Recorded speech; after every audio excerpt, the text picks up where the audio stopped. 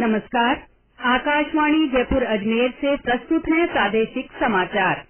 समाचारों के साथ मैं अल्पना राठौड़। केंद्र सरकार ने देश में 1570 करोड़ रुपए की लागत से 157 नए सरकारी नर्सिंग कॉलेजों की स्थापना को मंजूरी दी है। इन्हें मौजूदा मेडिकल कॉलेजों के स्थलों पर ही खोला जाएगा। यह निर्णय कल नई दिल्ली में प्रधानमंत्री की अध्यक्षता में मंत्रिमंडल की आर्थिक कार्य समिति की बैठक में लिया गया। इस निर्णय के तहत राजस्थान को 23 नर्सिंग कॉलेजों की सौगात मिली है। यह कॉलेज बाड़मेर, भरतपुर, भीलवाड़ा, चूरू, डूंगरपुर, पाली, सीकर, धौलपुर, अलवर, बारां, बांसवाड़ा, चित्तौड़गढ़, जैसलमेर, करौली, नागौर, श्रीगंगानगर, सिरोही, बूंदी, सवाई माधोपुर, टोंक, हनुमानगढ़, झुंझुनू और दौसा में खोले जाएंगे। स्वास्थ्य मंत्री मनसुख मांडविया ने बताया कि प्रत्येक नर्सिंग कॉलेज की स्थापना के लिए 10 करोड़ रुपए की राशि दी जाएगी। प्रधानमंत्री नरेंद्र मोदी कल देश भर में 100 वॉट के 91 एफएम ट्रांसमीटर्स का वर्चुअल लोकार्पण करेंगे। इनमें से प्रदेश को 13 एफएम ट्रांसमीटर्स की सौगात मिली है। डूंगरपुर में डवाडेरा स्थित आकाशवाणी केंद्र में एफएम 100 वॉट ट्रांसमीटर स्थापित किया गया है। इसके अलावा भीलवाड़ा, बारां, पाली, जालौर, प्रतापगढ़, बीकानेर के खाजूवाला, जोधपुर के फलौदी, चूरू के सुजानगढ़, श्रीगंगानगर के करणपुर और सूरतगढ़, हनुमानगढ़ और जिले के भादरा में ये ट्रांसमीटर्स शुरू किए जा रहे हैं। कल होने वाले इन शुभारंभ कार्यक्रमों में क्षेत्रीय सांसद और जनप्रतिनिधि उपस्थित रहेंगे।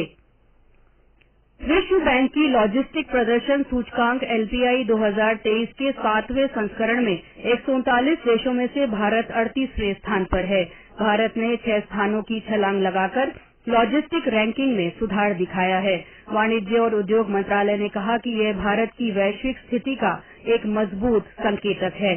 पिछले साल सितंबर में प्रधानमंत्री ने राष्ट्रीय लॉजिस्टिक नीति एनएलपी की शुरुआत की, जो लॉजिस्टिक नीति तैयार करने वाले राज्यों और केंद्र शासित प्रदेशों के लिए एक मार्गदर्शक दस्तावेज के रूप में कार्य करती है।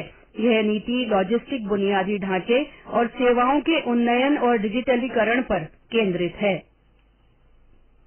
उत्तराखंड में श्री बद्रीनाथ धाम के कपाट आज सुबह श्रद्धालुओं के लिए खोल दिए गए हैं। वैदिक मंत्रोच्चार के बीच विधि विधान से बद्रीनाथ धाम के कपाट खोलने की प्रक्रिया पूरी हुई। इस अवसर पर मंदिर को फूलों से सजाया गया। मंदिर के पुजारियों ने प्रारंभिक पूजा संपन्न की। कपाट खोले जाने से पहले बद्रीनाथ धाम में बर्फबारी भी शुरू हो गई थी। बड़ी संख्या में श्रद्धालु भगवान बद्रीनाथ के दर्शन और पूजन के लिए वहां पहुंचे हैं। राजस्थान हाईकोर्ट ने जोधपुर राजस्व मंडल में हर महीने के पहले सप्ताह में गुरुवार और शुक्रवार को चल पीठ के एकल सदस्य के ही कार्यरत रहने और खंड पीठ गठित नहीं किए जाने का तथ्य सामने आने पर राज्य सरकार से जवाब तलब किया है। हाईकोर्ट ने सरकार से कुल स्वीकृत पद और वर्तमान में रिक्त पदों की जानकारी मांगी है। कोर्ट ने जोधपुर क्षेत्र अधिकार के लंबित मामलों का ब्यौरा बताने को भी कहा है। राज्य सरकार की ओर से अतिरिक्त महाधिवक्ता संदीप शाह ने कहा कि जोधपुर में जल्द ही सिविल सेवा अपीलेट ट्रिब्यूनल की स्थायी पीठ गठित हो जाएगी और 3 माह में जेडीए अपीलेट ट्रिब्यूनल भी गठित हो जाएगी।